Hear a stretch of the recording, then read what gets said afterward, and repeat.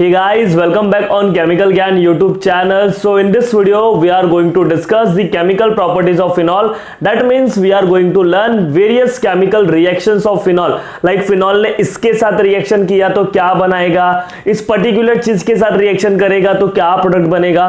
सो ये सारे रिएक्शन को आज इस वीडियो में हम लोग डिस्कस करने वाले हैं. So let's start the chemical reaction of phenol.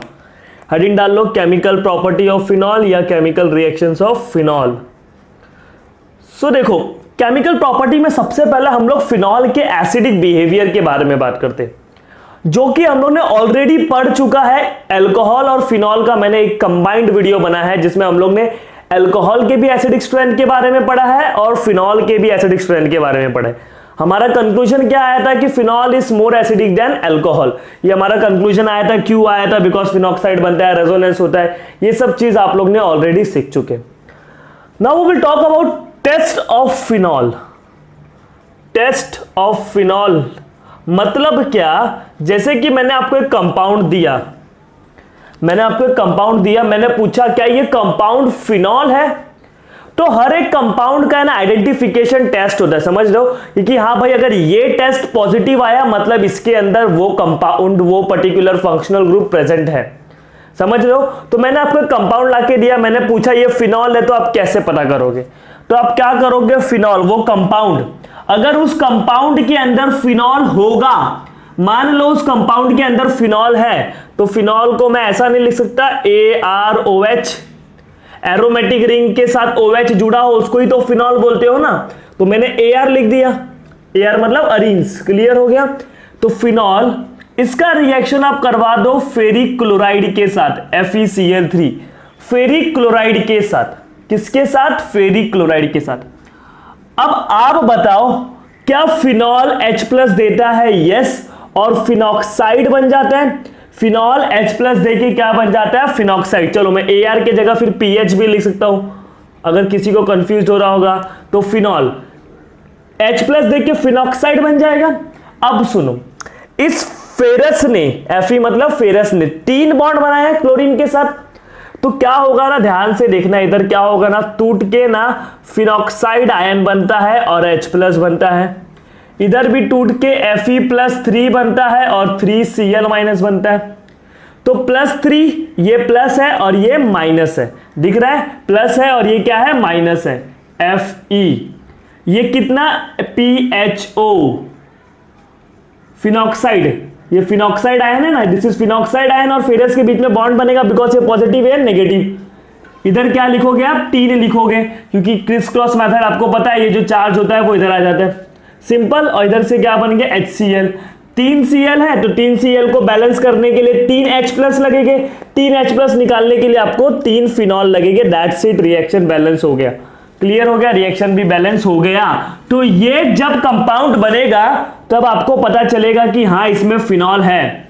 तब आपको पता चलेगा कि इसमें फिनॉल है, क्योंकि इसका जो कलर होता है वो क्या होता है? Deep blue colour. Deep blue colour.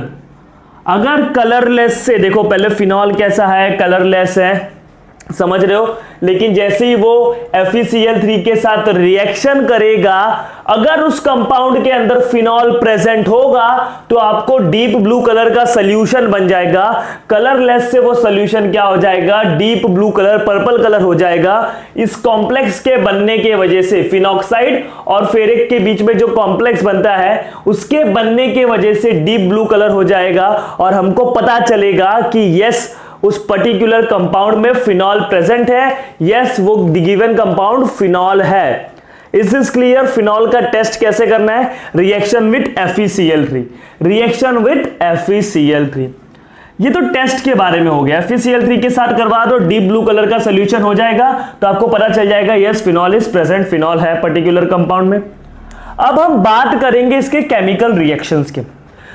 आज जो हम लोग पढ़ने वाले हैं वो पढ़ने वाले हैं इलेक्ट्रोफिलिक. फिनॉल के अंदर जो हम लोग रिएक्शन पढ़ेंगे, इलेक्ट्रोफिलिक सब्स्टिट्यूशन रिएक्शन, यानी ESR, जिसको हम लोग शॉर्ट फॉर्म में बोलते हैं, इलेक्ट्रोफिलिक सब्स्टिट्यूशन रिएक्शन. तो फिनॉल के अंदर ये रिएक्शन कैसे होता है? आपको पता है इलेक्ट्रोफिलिक सब्स्टिट्यूशन रिएक्शन के बारे में आपको बहुत कुछ पता है, आपने हैलोजन डेरिवेटिव में भी सीखा है, आपने 11th स्टैंडर्ड में भी सीखा है, आपको पता होता है ऑर्थो कब बनेगा, पैरा कब बनेगा, मेटा कब बनेगा, ये सब चीज आपको पता है। नहीं पता है तो आज आप सीख के जाओगे डेफिनेटली, तो एकदम फोकस्ड होके देखना। देखो क्या होता है ना electrophilic substitution reaction in phenol. तो आपके पास एक फिनॉल है,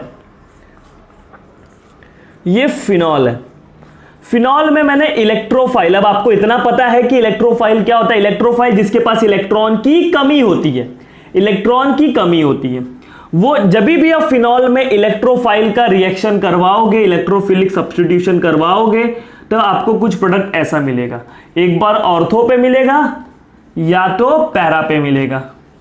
अब आपको ऑर्थो पैरा पता है कि नहीं पता, चलो नहीं पता तो देख लेते वो भी। देखो ये आपको फिनॉल में जो OH दिख रहा है, OH से जुड़ा हुआ कार्बन ये है, इस कार्बन से जुड़े हुए कार्बन को आप ऑर्थो कार्बन बोलोगे, क्या बोलोगे, ऑर्थो। ऑर्थो के बगल वाले को मेटा बोलोगे, दोनों साइड में, इधर भी ऑर्थो के बगल वाले को मेटा, ऑर्थो के बगल वाले को मेटा, और इस OH के एकदम अपोजिट वाले को हम लोग क्या बोलते हैं, पैरा बोलते हैं। OH के एकदम अपोजिट वाले को क्या बोलोगे, पैरा बोलोगे। समझे what is ortho, para and Meta. जैसे कि इधर भी मैं कुछ बना देता हूं, इधर मैंने कोई भी ग्रुप लगा दिया, X, कोई भी ग्रुप, तो इस X से जुड़े हुए कार्बन को देखने का, और इस X के बगल वाले कार्बन, जो ये दोनों कार्बन है, उसको ऑर्थो बोलोगे, ऑर्थो के बगल वाले को मेटा, और इस ग्रुप के सामने वाले को क्या बोलते हैं, पैरा बोलते हैं। ये बात हमको पता होना चाहिए कि ऑर्थो, मेटा और पैरा क्या होता है। क्लियर हो गया? अब ऑर्थो, मेटा, पैरा समझ गया। तो जब जब हम लोग फिनॉल में इलेक्ट्रोफिलिक सब्स्टिट्यूशन करवाते हैं, तब हम लोग ने ये ऑब्जर्व किया कि जो प्रोडक्ट मिल रहा था, वो जो इलेक्ट्रोफाइल था, वो या तो ऑर्थो पे जा रहा था, देखो ना, ऑर्थो पोजीशन पे, या तो पैरा पे जा रहा था।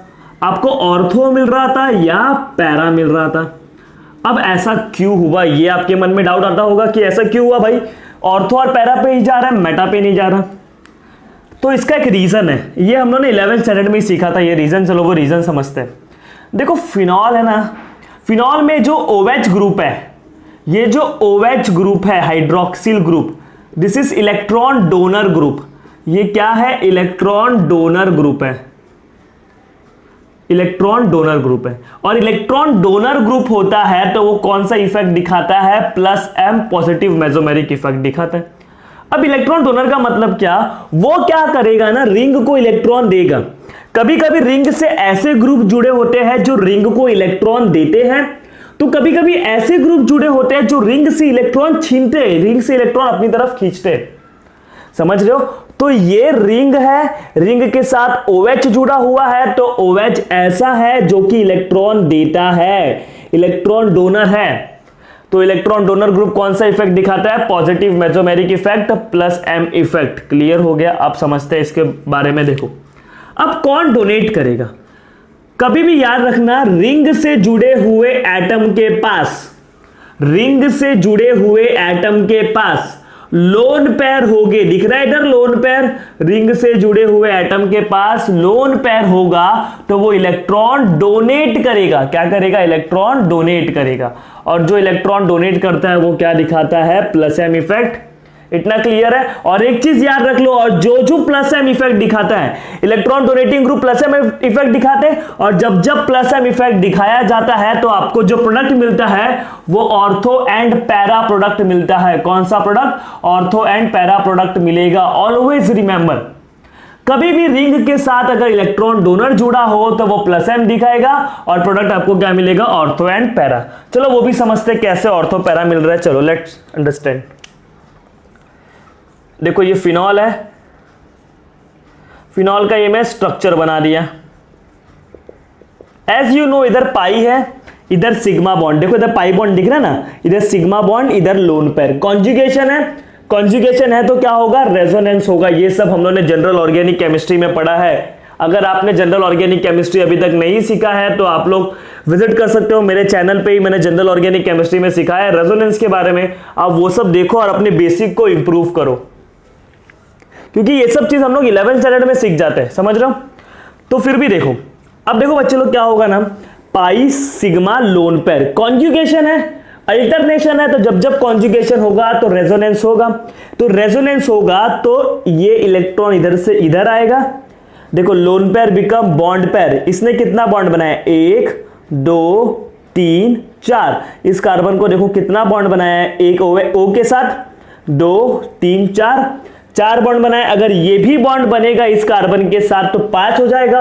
कार्बन 5 बॉन्ड बना सकता है क्या? नहीं बना सकता। कार्बन 5 बॉन्ड नहीं बना सकता, तो ये वाला बॉन्ड टूट के लोन पेयर बन जाएगा। इसको तो हम लोग रेजोनेंस बोलते हैं। अब रेजोनेंस क्यों हो रहा है? मजा आ रहा है? यस, रेजोनेंस करने की वजह से मॉलिक्यूल की स्टेबिलिटी बढ़ती है, हमको भी पता है। तो देखो कहां चेंज नहीं करना है, इधर कुछ चेंज करना है क्या? नहीं, तो इसको एज इट इज बना लो। इधर देखो सिंगल बॉन्ड का हो गया डबल बॉन्ड OH, इधर ऑक्सीजन ने अपने इलेक्ट्रॉन डोनेट किया तो ऑक्सीजन के ऊपर पॉजिटिव, और इधर क्या आ जाएगा नेगेटिव, क्योंकि ये पाई बॉन्ड टूट के इधर 2 इलेक्ट्रॉन आ गया ना। क्लियर हो गया? पाई बॉन्ड टूट के इधर लोन पेयर बन गया। इसको आप इधर लोन पेयर भी लिख सकते हो, लोन पेयर से बॉन्ड पेयर और ये वाला बॉन्ड पेयर से लोन पेयर। अब ये कंटिन्यू चलता रहेगा। देखो पाई सिग्मा लोन पेयर, तो रेजोनेंस है तो सॉरी कॉन्जुगेशन है तो रेजोनेंस होगा, ये इधर से इधर आएगा। तो देखो क्या होगा, अभी इधर देखो, इधर कुछ चेंज कर रहे हो? नहीं कर रहे हो। ऊपर भी कुछ चेंज कर रहे हो? नहीं कर रहे हो। तो उसको एज इट इज बना लो, ऊपर भी कुछ चेंज नहीं कर रहे हो। इधर लोन पेयर से क्या बना रहे हो? पाई, और इधर पाई बॉन्ड से क्या बना रहे हो? Lone pair. क्लियर हो गया? तो ऐसा क्यों कर रहे हो? ऐसा करने से फिनॉल के अंदर रेजोनेंस, मतलब ये जो इलेक्ट्रॉन डेंसिटी था ऑक्सीजन के ऊपर, वो अभी रिंग में भी डिस्ट्रीब्यूट हो रहा है और पूरे रिंग को इक्वली इलेक्ट्रॉन डेंसिटी मिलता है, जिसके हम लोग रेजोनेंस बोलते हैं, और रेजोनेंस से मॉलिक्यूल की स्टेबिलिटी बढ़ती है। तो ये रेजोनेंस हो रहा है। अब देखो ये वापस इसको इलेक्ट्रॉन देगा, कंटिन्यू ऐसा चलता रहता है। ये वापस इधर लेगा electron, lone pair become bond pair become lone pair. देखो तो इधर पाई बॉन्ड अपने तरह है, इसको भी कुछ चेंज करोगे क्या? नहीं चेंज करोगे। चेंज कहां करोगे? इधर लोन पेयर से बन गया पाई बॉन्ड से बन गया लोन पेयर। अब देखो ये इधर जाएगा इधर, और ये वापस इधर जाएगा।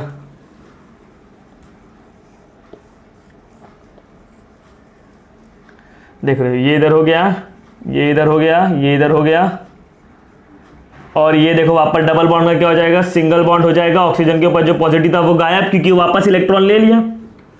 तो इस तरीके से क्या होता है ना, जो ऑक्सीजन के ऊपर लोन पेयर था वो पूरे रिंग में सर्कुलेट हुआ, और सर्कुलेट होने के वजह से रिंग की स्टेबिलिटी बढ़ गई। लेकिन ये बनाने से आपको कैसे पता चलेगा कि ऑर्थो पैरा बनेगा? मैं बताता हूं। आप रेजोनेटिंग स्ट्रक्चर देखो फिनॉल का ध्यान से, आपको लोन पेयर कहां कौन कौन से पोजीशन पे दिख रहा है? ऑर्थो पोजीशन पे दिख रहा है, पैरा पे दिख रहा है। ऑर्थो दिख रहे हैं, ये मेन ग्रुप है, ग्रुप के अपोजिट वाले को पैरा बोलते हैं और बगल वाले को ऑर्थो बोलते हैं। तो आप देखो लोन पेयर ऑर्थो पे दिख रहा है, पैरा पे दिख रहा है, ऑर्थो पे दिख रहा है, क्या मेटा पे दिख रहा है? नहीं। लोन पेयर जहां है वहां इलेक्ट्रॉन डेंसिटी क्या है? ज्यादा है। जहां लोन पेयर होता है वहां पर इलेक्ट्रॉन डेंसिटी ज्यादा होता है, मतलब ऑर्थो और पैरा पे इलेक्ट्रॉन डेंसिटी ज्यादा है। तो इलेक्ट्रोफाइल कहां जाएगा? इलेक्ट्रोफाइल का मतलब क्या होता है? इलेक्ट्रॉन की कमी, इलेक्ट्रॉन डेफिशिएंट, इलेक्ट्रॉन डेफिशिएंट। तो इलेक्ट्रॉन डेफिशिएंट कहां जाएगा? जहां पर इलेक्ट्रॉन भरकर रहेगा। तो इलेक्ट्रॉन कहां पर है? ऑर्थो और पैरा पर है। क्या मेटा पे इलेक्ट्रॉन दिख रहा है आपको? मेटा पे कहीं भी इलेक्ट्रॉन दिख रहा है मेटा पे? नहीं। इसलिए इधर हमको प्रोडक्ट क्या मिलेगा? ऑर्थो या पैरा मिलेगा फिनॉल के केस में। इतना याद रखना। अगर नाइट्रोबेंजीन होता तो उधर अलग प्रोडक्ट मिलता, वो सब हम लोग आने वाले लेक्चर्स में सीखेंगे। क्लियर हो गया? तो याद कर लो, फिनॉल के केस में आपको इलेक्ट्रोफिलिक सब्स्टिट्यूशन जब भी कराओगे ऑर्थो और पैरा पे करवाओगे, मेटा पे नहीं करवाओगे। क्यों? क्योंकि फिनॉल के केस में जो ये OH है वो इलेक्ट्रॉन डोनेटिंग ग्रुप है, electron donating group plus M, क्योंकि वो इलेक्ट्रॉन दे रहा है तो उसको हम लोग पॉजिटिव मेसोमेरिक इफेक्ट बोलते हैं। अगर वो इलेक्ट्रॉन रिंग से लेता तो उसको नेगेटिव मेसोमेरिक इफेक्ट बोलते हैं। और जब जब प्लस M दिखाया जाता है प्रोडक्ट क्या बनता है? ऑर्थो और पैरा। ये आपको रेजोनेटिंग स्ट्रक्चर से भी समझ में आ गया होगा। आया कि नहीं? क्योंकि जो नेगेटिव चार्ज है, जो लोन पेयर है, वो ऑर्थो और पैरा पे, मतलब लोन पेयर का जो इलेक्ट्रॉन डेंसिटी वो ऑर्थो पैरा पे ज्यादा है, इसलिए उधर ही क्या होगा? इलेक्ट्रोफिलिक सब्स्टिट्यूशन रिएक्शन होगा। Is that clear to everyone कि फिनॉल में ऐसा क्यों होता है, ऑर्थो और पैरा? अब इतना समझ गए ना। अभी हम लोगों को क्या करना है? डिफरेंट इलेक्ट्रोफिलिक सब्स्टिट्यूशन रिएक्शन देखना है, लाइक नाइट्रेशन देखना है, सल्फोनेशन, हैलोजिनेशन, ये सारे अलग अलग रिएक्शन देखना है, लेकिन जब जब इलेक्ट्रोफाइल का सब्स्टिट्यूट करोगे वो ऑर्थो या तो पैरा पे करोगे, ये चीज याद रखना है। क्यों ऐसा होता है वो भी मैंने आपको डिस्कस कर दिया। Is this clear to all of you? इसको नोट कर लो आप लोग। So guys, let's start the first electrophilic substitution reaction of phenol, that is nitration of phenol. पहला reaction nitration of phenol.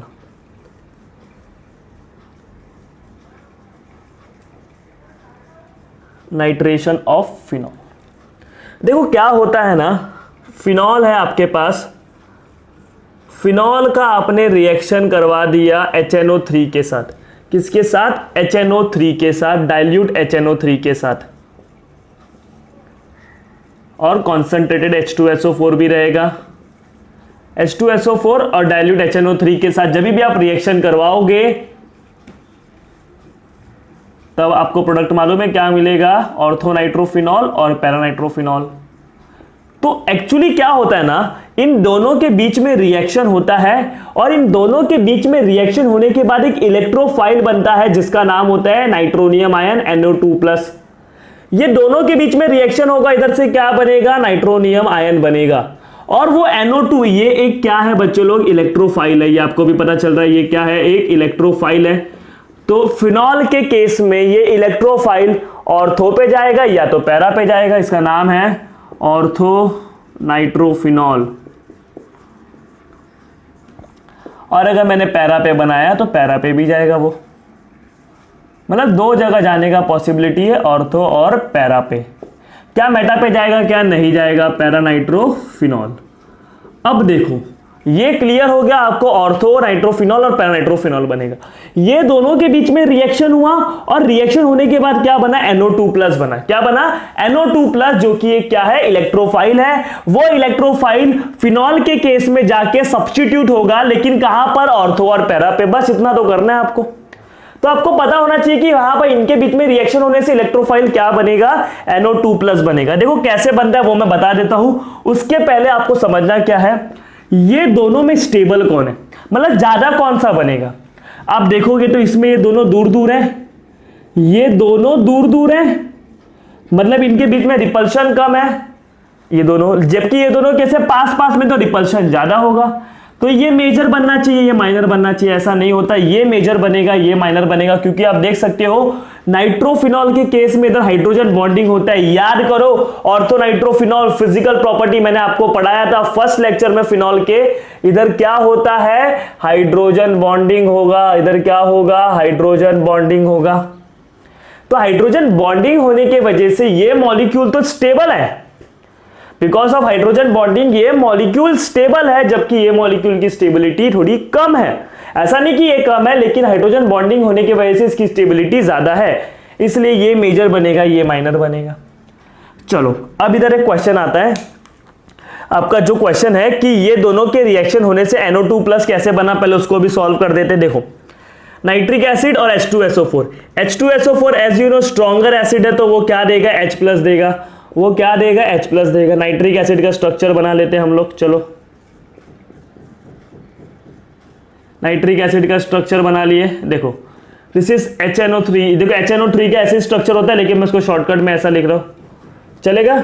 Nitric acid. अब देखो आपको मालूम है HNO3 दिख रहा है। अब इधर H2SO4 से क्या मिला? H+ मिला। ये इसको लोन पेयर देगा फटाक से, आपको भी पता है। अब क्या होगा? ऑक्सीजन के पास हाइड्रोजन जुड़ जाएगा और ऑक्सीजन के ऊपर क्या आ जाएगा? पॉजिटिव आ जाएगा। पॉजिटिव आ जाएगा तो नाइट्रोजन से इलेक्ट्रॉन खींच लेगा, और नाइट्रोजन से इलेक्ट्रॉन खींच लेगा तो माइनस वाटर H2O निकल गया, और बचा क्या? नाइट्रोजन के ऊपर पॉजिटिव, क्योंकि नाइट्रोजन से इलेक्ट्रॉन खींचा तो नाइट्रोनियम आयन बना कि नहीं। तो इस तरीके से इलेक्ट्रोफाइल बनता है। अब देखो ये मिक्सचर बन रहा है। हाँ ये स्टेबल थोड़ा है, मतलब मेजर बनेगा और ये माइनर बनेगा। तो ये मिक्सचर को सेपरेट कैसे करेंगे? तो देखो इन दोनों के मिक्सचर को सेपरेट करने के लिए हम लोग जो मेथड यूज करते हैं वो फ्रैक्शनल डिस्टिलेशन का। कौन सा method? To separate mixture of orthonitrophenol and paranitrophenol we use fractional distillation method. अब ये फ्रैक्शनल डिस्टिलेशन मेथड क्या होता है वो समझते हैं। देखो इधर एक मैंने बीकर ले लिया, कोई भी कंटेनर ले लिया या कोई भी फ्लास्क ले लिया, उस फ्लास्क के अंदर मैंने क्या किया, उस फ्लास्क के अंदर मैंने दोनों मिक्सचर डाल दिया। ऑर्थोनाइट्रोफिनॉल भी है, देखो ऑर्थोनाइट्रोफिनॉल भी है, पैरानाइट्रोफिनॉल भी है, दोनों का मिक्सचर है। फिर मैंने इसको हीट किया, हीट करूंगा तो जिसका बॉइलिंग पॉइंट कम होगा वो थोड़े से टेम्परेचर पे वेपर बन जाएगा, और वेपर बन के उसको मैंने इधर कलेक्ट कर दिया, इधर मैंने अलग से बीकर में क्या कर दिया, कलेक्ट कर दिया। बात समझ लो। तो अब आपके मन में क्वेश्चन आता होगा कि सर किसका बॉइलिंग पॉइंट कम है, मतलब कौन वेपर बन के इधर आएगा और कौन अंदर ही रह जाएगा। आप सोचो किसका बॉइलिंग पॉइंट कम है, ये हम लोगों ने ऑलरेडी डिस्कस किया था फिजिकल प्रॉपर्टी में। ऑर्थोनाइट्रोफिनॉल का बॉइलिंग पॉइंट कम होगा कि पैरानाइट्रोफिनॉल का? सोचो सोचो। देखो अगर मैं बोलूं ना तो ऑर्थोनाइट्रोफिनॉल का बॉइलिंग पॉइंट कम है। अब आप खुद सोचो, क्योंकि ऑर्थोनाइट्रोफिनॉल में देखो अभी देखो बॉइलिंग पॉइंट क्या होता है कि अभी देखो ये दो मॉलिक्यूल है फिनॉल के, ये फिनॉल के क्या है, मॉलिक्यूल्स है, नाइट्रोफिनॉल के मॉलिक्यूल।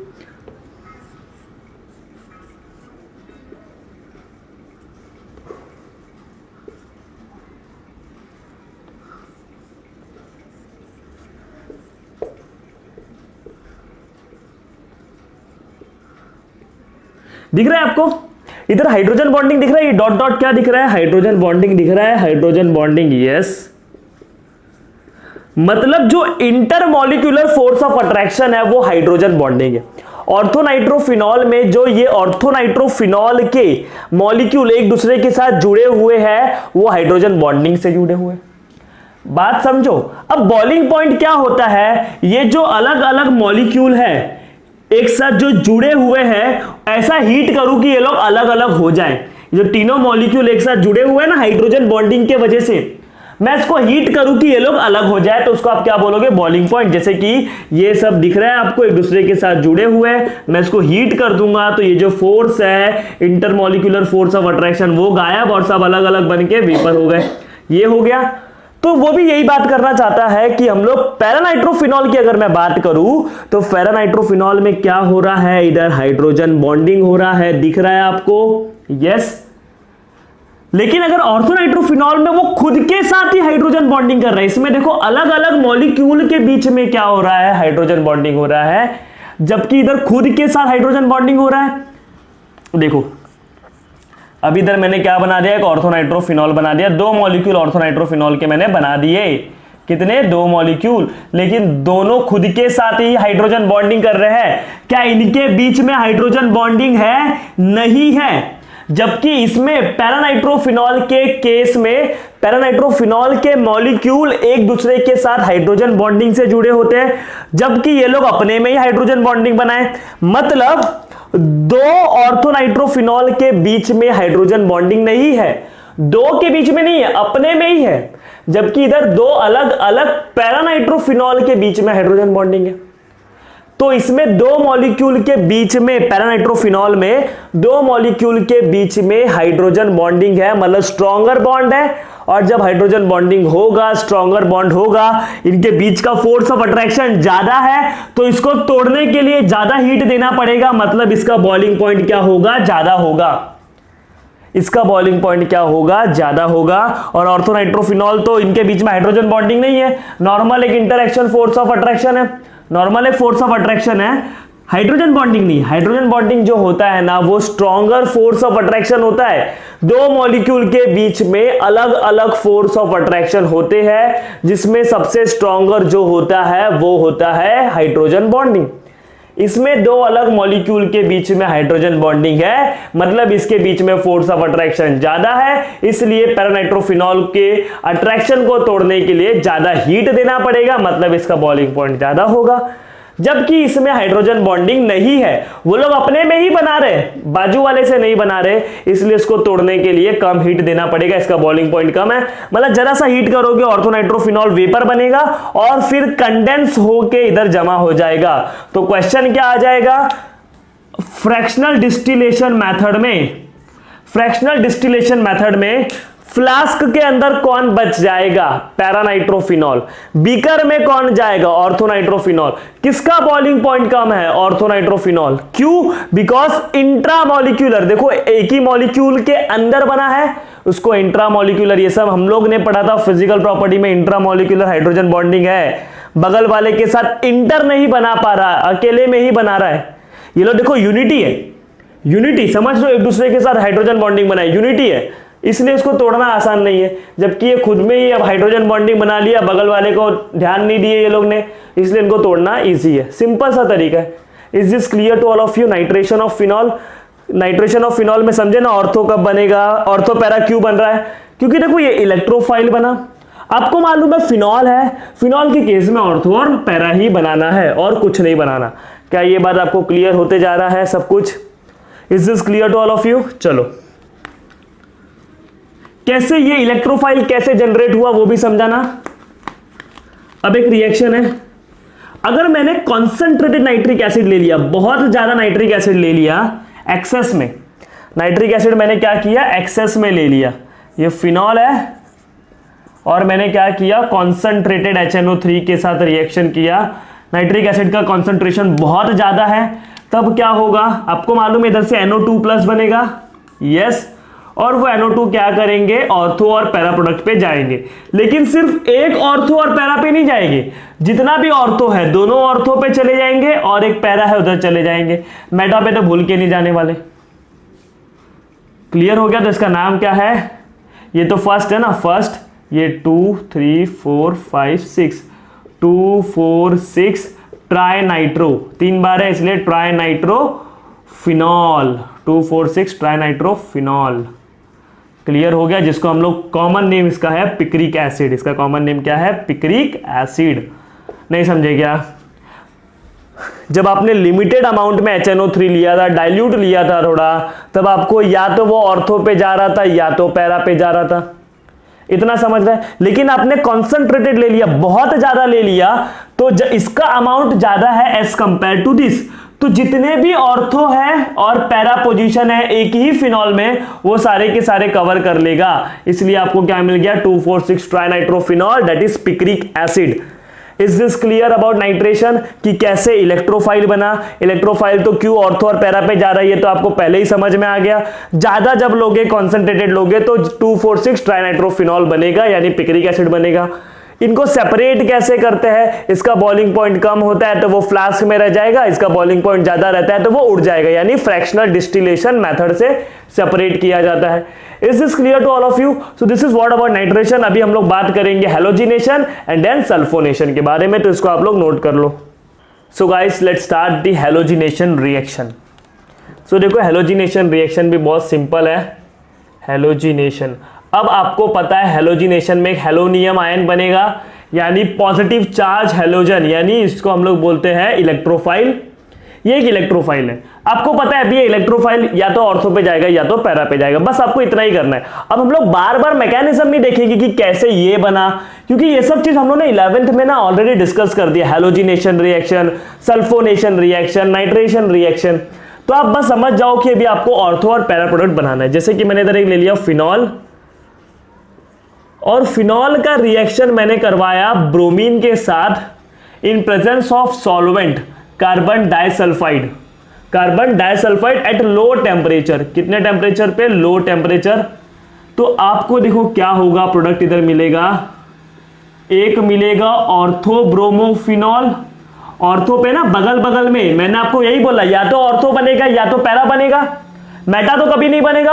ऑर्थो ब्रोमोफिनॉल क्या बन गया इधर, ऑर्थो ब्रोमोफिनॉल। और एक बन सकता है जो कि मैं नीचे लिख रहा हूं, मैं नीचे लिख रहा हूं, क्या बनेगा, OH इधर और इधर Br, पैरा ब्रोमोफिनॉल। क्या बनेगा, पैरा ब्रोमोफिनॉल। अब स्टेबल कौन सा है, ये वाला, इसमें हाइड्रोजन बॉन्डिंग नहीं होता। देखो नाइट्रो के केस में क्या होता है ना, नाइट्रोजन का जो ऑक्सीजन होता है और इसके H के बीच में बॉन्डिंग बनता है, हाइड्रोजन बॉन्डिंग। लेकिन इधर हैलोजन के केस में हाइड्रोजन बॉन्डिंग नहीं बनेगा। तो हाइड्रोजन बॉन्डिंग नहीं बनेगा तो ये दोनों दूर दूर है, दूर दूर मतलब इनके बीच में रिपल्शन कम है, जबकि इधर रिपल्शन ज्यादा है, तो ये स्टेबल है, इसलिए ये क्या बनता है, मेजर बनता है। ये कैसा बनता है, माइनर बनता है। बात समझ गए, ये मेजर बनेगा पैरा वाला, नाइट्रेशन के केस में अलग था, समझ गए। अब ये हो गया, लेकिन क्या हो गया ना, अगर मैंने सॉल्वेंट थोड़ा सा पोलार सॉल्वेंट ले लिया, लाइक वाटर, ब्रोमीन वाटर ले लिया मैंने, क्या ले लिया, ब्रोमीन वाटर। जी इधर मैंने सॉल्वेंट क्या लिया है, कार्बन डाइसल्फाइड। आप इधर सॉल्वेंट CCl4 भी ले सकते हो, carbon tetrachloride. These are non polar solvent. लेकिन जब मैंने पोलार सॉल्वेंट ले लिया, पानी ले लिया, जिसको हम लोग ब्रोमीन वाटर भी बोलते हैं, क्या बोलते हैं, ब्रोमीन वाटर। क्या बोलोगे, ब्रोमीन वाटर। ये अगर मैंने ले लिया, तब मुझे प्रोडक्ट देखो क्या मिलेगा, जितने भी ऑर्थो और पैरा है सब पे ब्रोमीन आ जाएगा। दोनों ऑर्थो पे भी ब्रोमीन आ जाएगा और एक पैरा पे भी आ जाएगा। इसका नाम क्या पड़ जाएगा, 2,4,6 ट्राइब्रोमोफिनॉल। 2,4,6 ट्राइब्रोमोफिनॉल। क्लियर हो गया। तो इस तरीके से आपने हैलोजिनेशन रिएक्शन कंप्लीट कर लिया कि कैसे अगर नॉन पोलर सॉल्वेंट होगा तो ऑर्थो और पैरा बनेगा, लेकिन अगर पोलर सॉल्वेंट लिया, वाटर लिया, ये आपको याद रखना है, वाटर लिया, ब्रोमीन वाटर लिया, तब आपको जितने भी ऑर्थो पैरा है सब पे ब्रोमीन सब्स्टिट्यूट हो जाएगा, यानी 2,4,6 ट्राइब्रोमोफिनॉल। अब सुनो, ये जो रिएक्शन है ना, it is used as the test of phenol, क्योंकि ये जो बनता है ना, ये 2,4,6 ट्राइब्रोमोफिनॉल, ये एक व्हाइट कलर का पीपीटी बनता है। क्या बनता है, व्हाइट पीपीटी। तो मेरे पास अगर कोई कंपाउंड है और मुझे पता करना है इसमें फिनॉल है कि नहीं, मान लो मेरे पास एक कंपाउंड है और उसमें फिनॉल प्रेजेंट है और मैंने उसमें ब्रोमीन वाटर डाल दिया, तो फिनॉल और ब्रोमीन के बीच में रिएक्शन होगा और ये बनेगा व्हाइट कलर का पीपीटी। और अगर व्हाइट कलर का पीपीटी बन गया मतलब ये बना है और ये बना है, मतलब सामने फिनॉल प्रेजेंट है। क्लियर हो रहा है ये बात। तो ये भी हम लोग एज अ टेस्ट यूज करते हैं for detection of phenol. Is this clear to all of you. तो ये हैलोजिनेशन हो गया। अब हम बात करेंगे सल्फोनेशन के बारे में। So guys, let's discuss the next reaction, that is sulfonation reaction of phenol. Sulfonation. अभी सल्फोनेशन रिएक्शन में क्या होता है, देखो आपको पता है, ये फिनॉल लेना है। फिनॉल का रिएक्शन आप कॉन्सेंट्रेटेड सल्फ्यूरिक एसिड के साथ करवा दो, या ओलियम के साथ करवा दो, या फ्यूमिंग H2SO4 के साथ करवा दो। जैसे कि मैंने ले लिया इधर फ्यूमिंग H2SO4, फ्यूमिंग H2SO4, और इधर भी मैंने ले लिया फ्यूमिंग H2SO4 या कॉन्सेंट्रेटेड सल्फ्यूरिक एसिड या ओलियम। इधर मैंने ले लिया 293 केल्विन, मतलब रूम टेम्परेचर, मतलब 0 डिग्री सेल्सियस के करीब, और इधर मैंने ले लिया 373 केल्विन, मतलब 100 डिग्री सेल्सियस।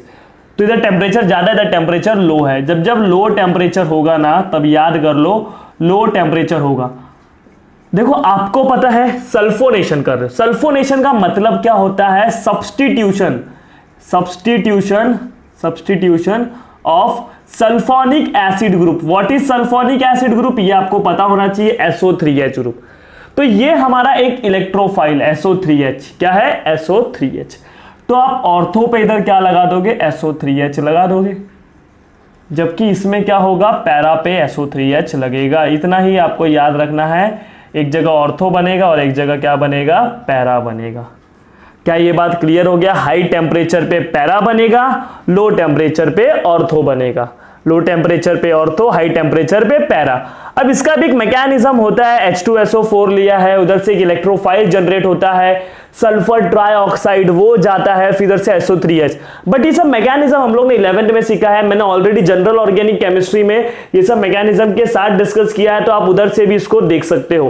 क्लियर होगा। लेकिन आपको अभी करना क्या, एग्जाम में तो आपको मैकेनिज्म नहीं पूछेगा ना, आपको बस पता होना चाहिए, हाँ भाई जब भी मैंने फिनॉल लिया है और उसका reaction fuming H2SO4 sulphuric acid के साथ, या मैंने उसका रिएक्शन ओलियम का फॉर्मूला H2S2O7 इसके साथ करवाया है, तो SO3H ग्रुप क्या होगा, सब्स्टिट्यूट होगा। SO3H अभी कहां पर सब्स्टिट्यूट होगा भाई, फिनॉल है, फिनॉल में OH ग्रुप है, OH group electron donating group है, और जब इलेक्ट्रॉन डोनेटिंग ग्रुप होता है तो प्लस एम इफेक्ट होता है, और जब प्लस एम इफेक्ट होगा तो ऑर्थो या पैरा। तो आपको पता है ना यार, फिनॉल पे ऑर्थो बनेगा या पैरा बनेगा। लो टेम्परेचर होगा तो आपको सल्फोनिक एसिड ग्रुप जो है वो ऑर्थो पे लगाना है, हाई टेम्परेचर पे पैरा पे लगाना है। तो इसका नाम क्या होगा, देखो orthophenol sulphonic acid, sulphonic acid, orthophenol sulphonic acid, this is sulphonic acid group, समझ रहे हो, ऑर्थोफिनॉल सल्फोनिक एसिड और paraphenol sulphonic acid, sulphonic acid. Clear हो गया। तो लो टेम्परेचर पे ये, हाई टेम्परेचर पे ये। तो हम लोग ने इलेक्ट्रोफिलिक सब्स्टिट्यूशन रिएक्शन कंप्लीट कर लिया, जिसमें नाइट्रेशन देख लिया हम लोग ने, उसमें ये देख लिया सल्फोनेशन देख लिया, हेलोजिनेशन देख लिया, चाहे तो हम लोग अल्काइलेशन असाइलेशन भी देख लेते। चलो मैं आपको अल्काइलेशन बता देता हूं, असाइलेशन आप लोग खुद समझ जाना, आपको आता भी होगा। फ्रीडलक्राफ्ट अल्काइलेशन, फ्रीडलक्राफ्ट अल्काइलेशन मतलब substitution of alkyl group, substitution of alkyl group, substitution of alkyl group. याद आ रहा है आपको फिनॉल लेने का, फिनॉल उसका रिएक्शन आप मिथाइल क्लोराइड के साथ करवाओ in presence of anhydrous, anhydrous AlCl3, याद आ गया रिएक्शन, एनहाइड्रस AlCl3, इधर से AlCl4 माइनस बनेगा, CH3 प्लस, CH3 प्लस बनेगा और ये AlCl3 इसके साथ रिएक्शन करके AlCl4 माइनस बनाएगा।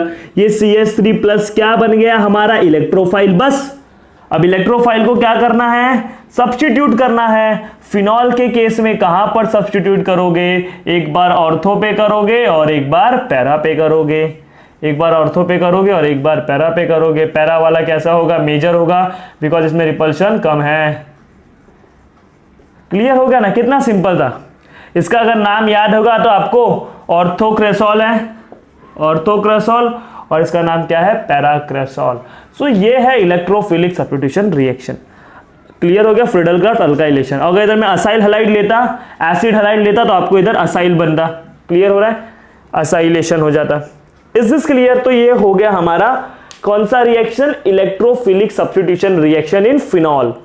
Now we will discuss another reaction that is oxidation of phenol and एक है रिडक्शन ऑफ फिनॉल। सिंपल से रिएक्शन है, छोटे छोटे रिएक्शन है, वो भी डिस्कस करके कंप्लीट कर देते हैं। नेक्स्ट लेक्चर में हम लोग जो देखेंगे, दो काफी इंपॉर्टेंट रिएक्शन देखेंगे फिनॉल के, वो होगा एक कोल्बे रिएक्शन और एक होगा राइमर टाइमन रिएक्शन, और कोई कोई इसको रीमर टीमन रिएक्शन भी बोलता है। कुछ भी प्रोनाउंस करो लेकिन रिएक्शन समझ में आ जाएगा। आज के ये सब जो रिएक्शन है ना, ये सब हम लोगों ने ऑलरेडी देखे। बस आपको इतना पता होना चाहिए था कि फिनॉल में इलेक्ट्रोफाइल कहां पर जाएगा, तो आपको पता चल गया वो ऑर्थो पे जाएगा या पैरा पे जाएगा, मेटा पे नहीं जाएगा। क्यों नहीं जाएगा वो भी हमने रीजन देखा। चलो अब हम लोग पढ़ते हैं ऑक्सीडेशन ऑफ फिनॉल। छोटे छोटे दो तीन रिएक्शन है।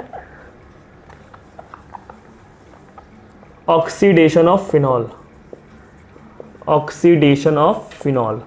तो फिनॉल का जब भी आप ऑक्सीडेशन करोगे, फिनॉल का जब भी आप ऑक्सीडेशन करोगे तो उसके लिए आपको क्या चाहिए, ऑक्सीडाइजिंग एजेंट। तो CrO3 याद आ रहा है, क्रोमिक एनहाइड्राइड, CrO3 हम लोगों ने पढ़ा ऑक्सीडेशन ऑफ अल्कोहल में, this is oxidising agent chromic anhydride. या आप ले लो सोडियम डाइक्रोमेट Na2Cr2O7, या आप सल्फ्यूरिक एसिड ले लो H2SO4 के साथ ले लो।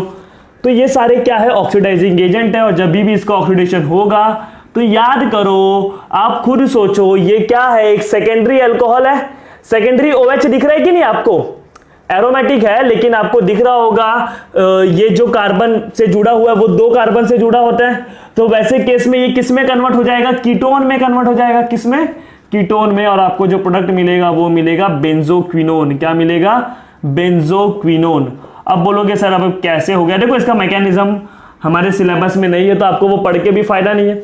लेकिन हाँ, एग्जाम में ये डायरेक्ट रिएक्शन पूछेगा और पूछा भी जाता है इस सब रिएक्शन की। हाँ भाई, फिनॉल का रिएक्शन क्रोमिक एनहाइड्राइड के साथ कराओ तो क्या बनेगा, तो आपको पता होना चाहिए क्रोमिक एनहाइड्राइड के साथ रिएक्शन करवाओगे, इसका नाम मैं लिख देता हूं क्रोमिक एनहाइड्राइड। इसके साथ रिएक्शन करवाओगे तो ऑक्सीडेशन होगा। क्या होगा, ऑक्सीडेशन, और बेंजोक्विनोन बन जाएगा। देखो OH का कीटोन बन गया कि नहीं, सिंपल। क्या बन जाएगा, बेंजोक्विनोन। तो दिस इज व्हाट ऑक्सीडेशन। सो ये सारे क्या है, ऑक्सीडाइजिंग एजेंट है। क्या है, ऑक्सीडाइजिंग एजेंट। चलो रिडक्शन ऑफ फिनॉल, ये भी आप लोगों ने देखा था। रिडक्शन ऑफ फिनॉल याद आ रहा है, ये रिएक्शन हम लोग ने कभी किया है 11th स्टैंडर्ड के हाइड्रोकार्बन में, प्रिपरेशन ऑफ बेंजीन। फिनॉल से बेंजीन बनाते हैं, याद आ रहा है OH का रिएक्शन जिंक के साथ करवा दो, जिंक डस्ट के साथ रिएक्शन करवा दो, इधर से ZnO बन जाएगा। एक सेकंड रुको, हाँ रिडक्शन ऑफ फिनॉल, हाँ बरोबर। तो जैसे ZnO निकल गया माइनस जिंक ऑक्साइड, और इस हाइड्रोजन को हम लोग इसके साथ ही लगा देते थे, मतलब बेंजीन बन जाता था। देखो बेंजीन बन गया कि नहीं, जिंक ऑक्साइड रिडक्शन हुआ ना, क्योंकि इधर पहले ऑक्सीजन था, वो ऑक्सीजन निकल गया, जिंक ऑक्साइड निकल गया। Is this clear? This is reduction of phenol. एक है hydrogenation of phenol, last reaction है आज का, हाइड्रोजिनेशन ऑफ फिनॉल। अब देखो क्या होगा ना, आपको पता है, आपने फिनॉल लिया, यस। अब फिनॉल का रिएक्शन मैं हाइड्रोजन मेटल, मतलब हाइड्रोजन गैस उसमें ऐड कर रहा हूं in presence of metal catalyst like निकल, प्लैटिनम, याद आ रहा? तो कैटालिटिक हाइड्रोजिनेशन क्या कर रहे हैं हम लोग? कैटालिटिक हाइड्रोजिनेशन कर रहे हैं, कैटालिटिक हाइड्रोजिनेशन। अब देखो इधर मैं फिनॉल को ऐसा लिख रहा हूं, आपको मालूम है फिनॉल के अंदर ये जो बेंजीन रिंग है इसमें 3 पाई बॉन्ड है। जब कैटालिटिक हाइड्रोजिनेशन होता है तो वो पाई बॉन्ड को किस में कन्वर्ट कर देता है? सिंगल बॉन्ड में। डबल बॉन्ड को किस में कन्वर्ट कर देगा? सिंगल बॉन्ड में। और आपको फिनॉल से क्या मिल जाएगा? साइक्लोहेक्सेनॉल। ये फिनॉल था और फिनॉल से क्या मिल गया आपको? साइक्लोहेक्सेनॉल। नहीं समझा क्या? ये कैटालिटिक हाइड्रोजिनेशन जब आपने किया तो वो इसको कुछ नहीं करेगा, वो किसको रिड्यूस करता है? अनसैचुरेशन को। और याद करो जब ये रिएक्शन 11th स्टैंडर्ड से देख रहे हो, जब भी आपको पाई बॉन्ड दिखाई दे और आपने हाइड्रोजन ऐड कर दिया इन प्रेजेंस ऑफ निकल या प्लेटिनम या पैलेडियम के प्रेजेंस में, तब आपको पता है उधर क्या होता है, वो डबल बॉन्ड को सिंगल बॉन्ड कर देता है, अनसैचुरेशन को सैचुरेशन में कन्वर्ट कर देता है। क्या ये बात आपको याद है कि नहीं? अनसैचुरेशन को सैचुरेशन में कन्वर्ट कर देता है कौन? Catalytic hydrogenation. Is this clear to all of you?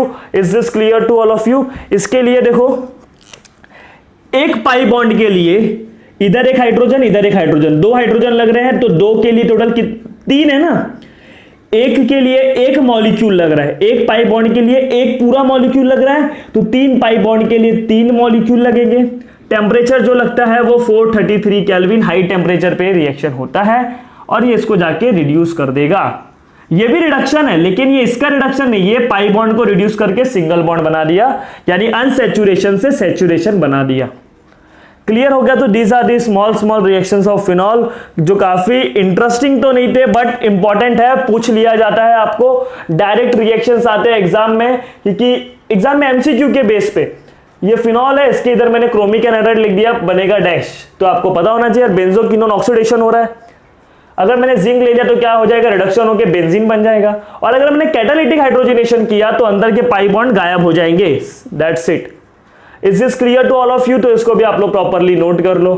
So guys, in this video we have discussed the electrophilic substitution reaction in phenol, जिसमें हमने नाइट्रेशन देखा, सल्फोनेशन, हैलोजिनेशन, अल्काइलेशन, जितने भी इलेक्ट्रोफिलिक क्रिएट होते हैं हम लोगों ने सब डिस्कस किया। हमको ये भी पता चला कि फिनॉल में ऑर्थो और पैरा बनेगा, कैसे ऑर्थो पैरा बनेंगे वो सब चीज हम लोगों ने डिस्कस किया। देन हम लोगों ने ये कुछ रिएक्शन डिस्कस किए like oxidation, reduction and hydrogenation. तो जितना भी पढ़ा है उसको एक बार गो थ्रू कर लो, इन रिएक्शंस की प्रैक्टिस कर लो, बिकॉज प्रैक्टिस करोगे आपका ये कमांड स्ट्रांग हो जाएगा इसके ऊपर। नेक्स्ट लेक्चर में हम लोग फिनॉल के 2 काफी इंपॉर्टेंट रिएक्शन पढ़ने वाले हैं, जिसमें से क्वेश्चंस बनने की प्रोबेबिलिटी बहुत ज्यादा होती है, that is Reimer Tiemann reaction and Kolbe's reaction of phenol. So उस वीडियो के लिए आप लोग बेल आइकन को प्रेस कर दो। अगर ये वीडियो अच्छा लगा होगा तो वीडियो को लाइक करो, शेयर करो और चैनल को सब्सक्राइब करो। Till then bye, take care and thank you so much for watching this video.